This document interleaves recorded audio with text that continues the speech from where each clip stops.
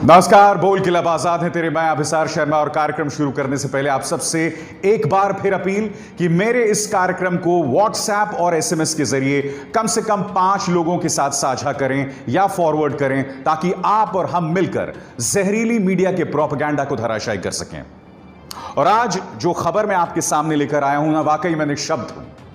मुझे लगता था कि हमारी मीडिया एक हद तक गिर सकती है, मगर इसके लिए कोई लक्ष्मण रेखा नहीं है। इसके लिए वो कोई हद नहीं है जिसे वो पार नहीं कर सकती है। आपको याद होगा, जब सुशांत सिंह राजपूत की मृत्यु हुई थी, तब सोशल मीडिया में कुछ गैर जिम्मेदाराना तत्वों ने सुशांत सिंह राजपूत की लाश की तस्वीरें जारी कर दी थी। इसकी कड़े शब्दों में आलोचना हुई थी और हमने कहा था कि लोगों की इंसानियत कहां मर गई है कि लोग इस तरह से सुशांत सिंह राजपूत की लाश की तस्वीरों को साझा कर रहे हैं। मगर अब यह काम सोशल मीडिया पर साझा नहीं हो रहा है। इस देश का एक बहुत बड़ा चैनल और शायद भारत के इतिहास का जो सबसे पुराना न्यूज़पेपर है, यानी कि टाइम्स ऑफ इंडिया, उससे जुड़ा हुआ एक न्यूज़ चैनल टाइम्स नाउ ने जो हरकत की है वो वाकई शर्मनाक है। आपकी स्क्रीन पर मैं कुछ तस्वीरें आपको दिखा रहा हूं और यहां पर देखिए, पूरे गर्व के साथ यह चैनल ये ऐलान कर रहा है कि हम आपके सामने सुशांत सिंह राजपूत की लाश की तस्वीरें दिखा रहे हैं। न्यूज क्लिक पर हम उन तस्वीरों को नहीं दिखा रहे हैं, हम आपके सामने सिर्फ इस चैनल ने किस तरह से वो किया जिसकी कल्पना आप इंसानियत के दायरों में रहकर कर भी नहीं सकते हैं। इस चैनल ने अपने प्राइम टाइम में, उस वक्त जब आप अपने बच्चों के साथ बैठकर डिनर कर रहे होते हैं, आप में से कई लोग इस चैनल को देख रहे होते हैं, तब इन्होंने सुशांत सिंह राजपूत की लाश को प्राइम टाइम में पेश किया। आज मैं सवाल पूछना चाहता हूं टाइम्स ऑफ इंडिया ग्रुप से। जब मैं होशावास में आया और जब मैंने अखबार पढ़ना शुरू किया, तो वो पहला अखबार टाइम्स ऑफ इंडिया था, क्योंकि टाइम्स ऑफ इंडिया का एक ऐसा अखबार था जिसमें आपको हर तरह की खबरें मिलती थीं। राजनीतिक खबरें, खेल से जुड़ी खबरें, फिल्म से जुड़ी खबरें। और अब तक मैं उस अखबार को पढ़ता रहा हूं। आज मैं सवाल पूछना चाहता हूं उनके मालिकों से, यह हालत हो गई आपके न्यूज चैनल की सिर्फ इसलिए कि रिया चक्रवर्ती ने आपके प्रतिद्वंद्वी चैनल को इंटरव्यू दिया, इसलिए टीआरपी के लिए, लोगों का ध्यान अपनी तरफ खींचने के लिए अब आप सुशांत सिंह राजपूत की लाश का इस्तेमाल करेंगे, उसकी लाश की तस्वीरों का इस्तेमाल करेंगे। मगर मीडिया यहां तक नहीं गिरा। अब मैं आपको एक और वीडियो दिखाना चाहता हूं दोस्तों। यह शायद रिपब्लिक टीवी की कोई रिपोर्टर है और इसमें आप देखिए, जो गार्ड है रिया चक्रवर्ती के घर के बाहर, उसके साथ ये किस तरह की दबंगई कर रही हैं। उस गार्ड का इस मामले से कोई लेना देना नहीं है, मगर देखिए इस वीडियो में किस तरह से उसको परेशान किया जा रहा है। देखिए। क्यों झूठ बोलते हो? क्यों झूठ बोलते हो? ये बताओ, क्यों झूठ बोलते हो? और क्यों हमें से रोक रहे हो? आप जा करके सिक्योरिटी गार्ड का काम करते हो या फिर रिया चक्रवर्ती के इन्फॉर्मर बन करके काम करते हो? क्यों? उनके घर में बैठ के सोफे पे वीडियो बनाया जाता है? मैंने तो किसी सिक्योरिटी गार्ड को नहीं देखा कि कोई सोफे पे। बात यहां नहीं रुकती है। एक और वीडियो सामने उभर कर आया और जिसकी मैं तस्वीरें आपको लगातार दिखा रहा हूं। जब एक जोमैटो का डिलीवरी बॉय पहुंचा रिया चक्रवर्ती के घर पर, तो जितने रिपोर्टर्स थे उन्होंने जोमैटो के डिलीवरी बॉय को घेर लिया कि भाई तुम क्यों, किसके घर लेकर जा रहे हो, इस खाने के अंदर क्या है, क्यों देकर जा रहे हो, क्यों शर्मा रहे हो, क्या साजिश है। मुझे लगता है कि इन चैनल्स को, मैं नहीं जानता हूं रिपोर्टर्स का कितना दोष है। रिपोर्टर्स कम से कम एक बार अपने संपादक से ना कर सकते हैं, मगर जब आप जमीन पर तैनात होते हैं तो कम से कम ये आप पर होता है कि आप सलीके से लोगों से सवाल करें। आपने पहले वीडियो में देखा, गार्ड्स को परेशान किया जा रहा था। अब एक जोमैटो डिलीवरी बॉय को, जो घर में खाना देने आया है, उससे परेशान किया जा रहा है। अब ये वीडियो देखिए। यहां पर रिया चक्रवर्ती के 60 साल के पिता आते हैं और गिद्धों की तरह किस तरह से मीडिया उन पर झूम पड़ता है। ये वीडियो देखिए।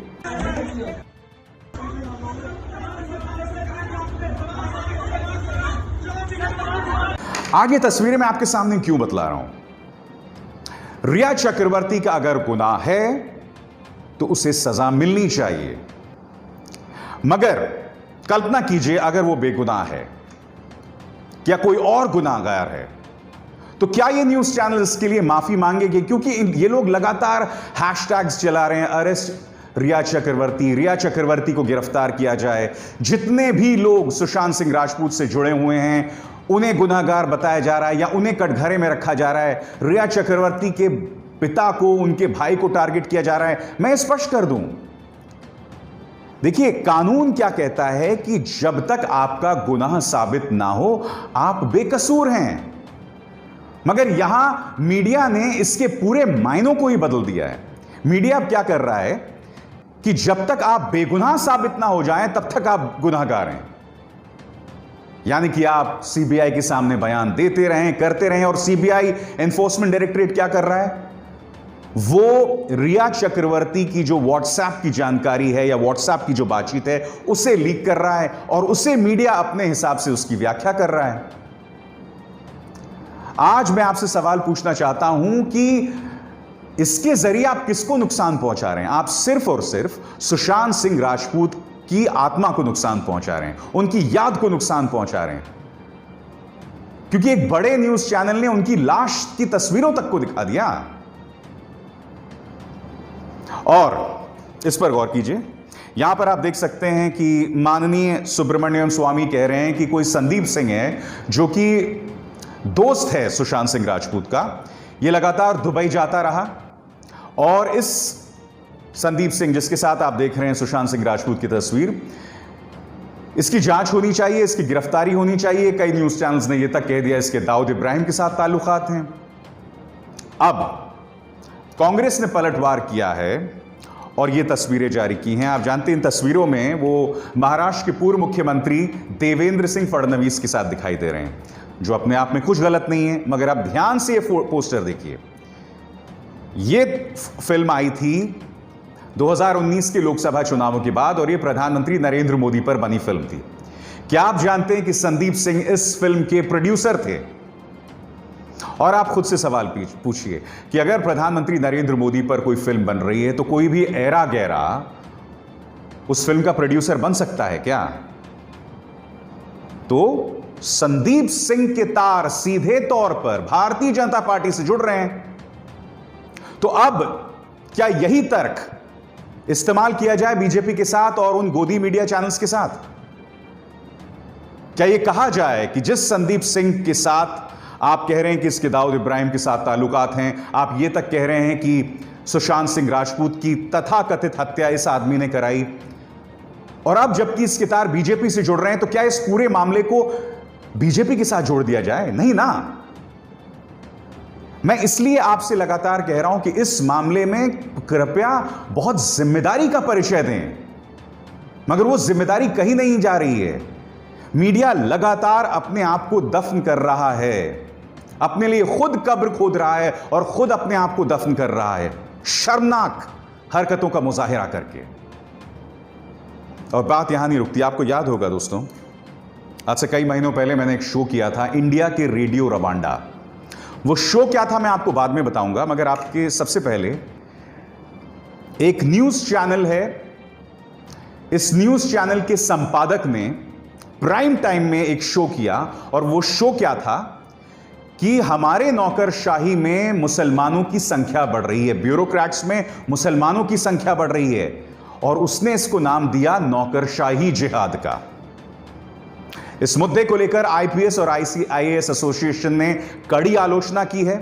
और यही नहीं, मैं आपको दिखाना चाहूंगा कि कांग्रेस समर्थक तहसीन पूनावाला ने इस मुद्दे को लेकर न्यूज ब्रॉडकास्टिंग एसोसिएशन में भी शिकायत दर्ज की है, और उन्होंने अपने इस ट्वीट के जरिए जो आपके स्क्रीन पर है यह हमें बतलाया है कि रजत शर्मा, जो कि इंडिया टीवी के संपादक भी हैं और न्यूज ब्रॉडकास्टर्स एसोसिएशन में भी शामिल हैं, उन्होंने कहा है कि इस शिकायत पर कार्रवाई की जाएगी।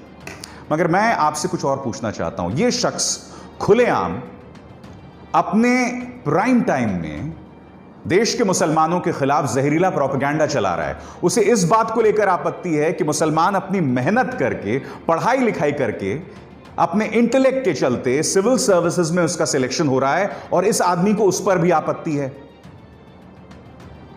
एक तरफ तो तुम यह कहते हो कि साहब मुसलमानों को सही दिशा नहीं मिलती, और वो गुर्बत के नीचे रह जाते हैं, गरीब रह जाते हैं, अज्ञानता का शिकार होते हैं। मगर अब जब यह मिसाल सामने उभर कर आ रही है, अगर मैं मान भी लूं कि मुसलमानों की तादाद नौकरशाही में बढ़ रही है, तो इसका तो हमें स्वागत करना चाहिए ना। अगर देश का मुसलमान जिसके बारे में आप प्रोपेगेंडा चला रहे हैं वो पढ़ लिख रहा है, वो लगातार बढ़ रहा है, तो इस बात की तो आपको स्वागत करना चाहिए। मगर आप एक जहरीला प्रोपेगेंडा चला रहे हैं। तो मैं पूछना चाहता हूं उत्तर प्रदेश पुलिस से कि आप इस शख्स पर क्या एक्शन करेंगे? क्या आप इस चैनल पर कार्रवाई करेंगे?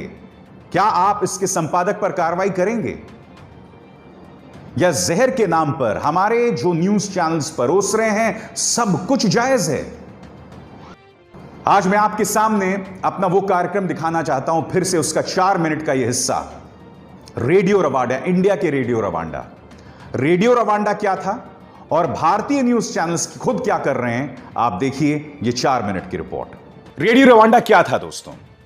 रेडियो रवांडा, रवांडा नाम के देश में एक रेडियो चैनल था और उस वक्त के तमाम अखबार, उन अखबारों ने रवांडा के अंदर जो 2 समुदाय थे, हुतू और तुत्सी समुदाय के खिलाफ प्रोपेगेंडा चलाना शुरू किया, उन्हें मारने की वकालत की। नतीजा क्या हुआ दोस्तों? सिर्फ 100 दिन के अंदर 8 लाख तुत्सी समुदाय लोगों को मौत के घाट उतार दिया गया। आज आपकी स्क्रीन पर यह तस्वीर है दोस्तों। यह तस्वीर किसकी है मैं आपको बताना चाहूंगा। यह तस्वीर है एन मैरी उविमाना की। कौन है एन मैरी उविमाना? सबसे पहले मैं चाहूंगा कि आप सुने कि एन मैरी कह क्या रही हैं। जिस दिन मेरे बेटे की हत्या हुई, उस सुबह उसने अपने दोस्त से कहा था कि उसे लगता है कि कोई उसकी गर्दन काट देगा। जब जब मुझे उसकी बात याद आती है तो मैं अंदर से टूट जाती हूं। उस दिन सेलेस्टिन 2 हमलावरों के साथ मेरे घर में दाखिल हुआ। उनके हाथों में लंबे लंबे चाकू और तलवार नुमा हथियार थे। हमने अपनी जान बचाकर घर से भागने की कोशिश की, लेकिन सेलेस्टिन ने अपने तलवार नुमा हथियार से मेरे 2 बच्चों की गर्दनें काट दी। यहां पर जिस सेलेस्टिन की बात एन मैरी कर रही हैं वो तो उनके पड़ोसी थे। सालों से इनके बीच में विश्वास था, मगर उसी पड़ोसी ने आके उसे मौत के घाट उतार दिया। जानते हैं क्यों? क्योंकि 90 के दशक से ही रवांडा के तमाम अखबार तुत्सी समुदाय, जो कि माइनॉरिटी में था, तुत्सी समुदाय के खिलाफ प्रचार चला रहे थे, उन्हें कॉकरोचेस बता रहे थे। आज मैं उसकी एक झलक आपको सुनाने वाला हूं। यह 1994 से पहले का रेडियो रवांडा का एक प्रसारण है। हम हिंदी और अंग्रेजी दोनों का तर्जुमा आपके सामने पेश करें। इसे ध्यान से सुनिएगा और इसे सुनकर आपको अपने देश की याद आएगी। सुनिए। Dimanche 19 juin 1994 et il est 16h22 à Kigali dans le blindé de la SNM. Avis à tous les Guinéens qui nous écoutent. Oui, à tous les Guinéens qui nous écoutent. Le Rwanda appartient à ceux qui le défendent vraiment. Et vous les Guinéens, vous n'êtes pas des Rwandais. inyenzi inkotanyi n'ababwiye abasirikare bacu nibo ba mbere mbabwira urubyiruko rwagutse kugira ngo bafashe abasirikare bacu, mbabwira inkumi, mbabwira abasore. Murabyumva rero, inyenzi ntabwo zishobora gukandira abantu bose. Imana tugira iwacu nuko ari bake cyane, ni bake cyane ndetse nubwo twabariraga ku ijana, 10 ku ijana, ubwo basigara 8 ku ijana. Abo bantu se koko muze twishime nshuti, inkotanyi zashize, muze twishime nshuti, yewe Imana ntirenganya, Imana ntirenganya koko. Kuvuga hano niturwana tugatsinda inyenzi inkotanyi burundu, nazo dutwira urubanza n'ububaho kuko ruzaba turarwanya kandi batsinda. दोस्तों, जून 1993 में एक नया radio station Rwanda में शुरू हुआ जिसका नाम था रेडियो टेलीविजन लिब्रे देस मिल कोलिन्स, RTLMC। इस रेडियो स्टेशन के अंदर जो भाषा थी वो बहुत ही सड़क छाप भाषा थी। यहां पर अक्सर जो उद्घोषक थे वो शराब पीकर आते थे। यही नहीं बल्कि गाली गलौज करते थे जो माइनॉरिटी कम्युनिटी थी, यानी कि तुत्सी समुदाय के खिलाफ। और जब यह नरसंहार शुरू हुआ तो सिर्फ तुत्सियों को नहीं मारा गया, बल्कि हुतू समुदाय में जो उदारवादी लोग थे, जो तुत्सियों के खिलाफ अत्याचार हो रहा था, उन्हें भी उन्होंने मौत के घाट उतारा। यही नहीं, तुत्सी समुदाय की कई जो औरतें थीं उन्हें सेक्स स्लेव्स बनाकर रखा गया। तो इस रिपोर्ट में आपने सुना, रेडियो रवांडा में न्यूज एंकर्स शराब पीकर बैठ जाया करते थे, गाली गलौज होती थी, तुत्सी समुदाय को गंदे गंदे नामों से बुलाया जाता था, उन्हें कॉकरोच बुलाया जाता था। कुछ सुना सुना सा लग रहा है ना, क्योंकि आजकल न्यूज चैनल्स में क्या हो रहा है, जनरल जीडी बख्शी जैसे लोग मां बहन की गालियां बकते हैं। जिस तरह से रिया चक्रवर्ती उनके परिवार को टारगेट किया जा रहा है बगैर प्रमाण के, सिर्फ प्रोपेगेंडा पर, वो भी आपके सामने है। मैं स्पष्ट कर रहा हूं कि अगर वो दोषी है उस पर कार्रवाई करो, मगर उसका गुनाह साबित होने से पहले आप उसको गुनाहगार साबित नहीं कर सकते हैं। कुछ लोग ये भी कह रहे हैं कि रिया चक्रवर्ती का इंटरव्यू आखिर क्यों लिया, वो आरोपी नंबर 1 है। तो मैं उन न्यूज चैनल से कहना चाहता हूं कि तुमने तो न जाने क्या क्या कह दिया रिया चक्रवर्ती के बारे में और उसके परिवार के बारे में। तुम्हें हिम्मत नहीं है संदीप सिंह के बारे में आज अपने प्राइम टाइम में शो चलाओ, जिसके लिंक बीजेपी से साफ तौर पर दिखाई दे रहे हैं। तो आज मैं आपसे सवाल पूछ रहा हूं, अगर तुम एक लड़की को लगातार टारगेट कर रहे हो तो क्या उसको हक नहीं है कि वो भी अपना पक्ष रखे मीडिया के जरिए? बताओ। मुद्दा यह नहीं है कि आरोपी नंबर 1 से सवाल किया गया, वो आरोपी है, गुनाहगार नहीं है। और अभी कई परतें खुलनी बाकी हैं, जैसे परतें खुल रही हैं अब। और रही बात मीडिया के जहरीले प्रोपेगेंडा की, तो मैं फिर बतला दूं आपको। मुझे याद है जब मैंने रेडियो रवांडा कार्यक्रम किया था आज से कई महीनों पहले, तो कई लोगों ने इसकी आलोचना की थी कि आप ऐसा कैसे कह सकते हैं, आप हमारी तुलना रवांडा से कैसे कर सकते हैं। मगर आप मुझे बताइए ना, आपके सामने यह तस्वीर देखिए। पिछले 24 घंटों में देश में कोरोना के नए कितने केसेस हैं? 77,266। पिछले 24 घंटों में 1,057 मौतें। अब तक कुल मौतें हो गई हैं 61,529। कुल केसेस कितने रहे हैं? 33,87,501। NEET और JEE को लेकर आपका विद्यार्थी लगातार गुहार लगा रहा है, उसकी कोई आवाज नहीं सुन रहा है। देश की वित्त मंत्री बता रही हैं कि अगर आज की तारीख में GST को लेकर हालात खराब हैं, इकोनॉमी को लेकर हालात खराब हैं, तो ये एक्ट ऑफ गॉड है, यानी कि खुदा का काम है, ईश्वर का काम है। हमारे विदेश मंत्री ये कह रहे हैं कि 1962 के बाद भारत और चीन में जो हालात हैं इतने बदतर कभी नहीं हुए। चीन अब भी हमारी जमीन पर बना हुआ है। क्या आप इन न्यूज चैनल्स में इस पर डिबेट देखते हैं? नहीं देखते हैं। क्यों? क्योंकि रिया चक्रवर्ती के बहाने, चाहे जो लोग रिया चक्रवर्ती का समर्थन कर रहे हैं न्यूज चैनल्स में या उसका विरोध कर रहे हैं, ये दोनों ही सरकार को बचाने का प्रयास कर रहे हैं।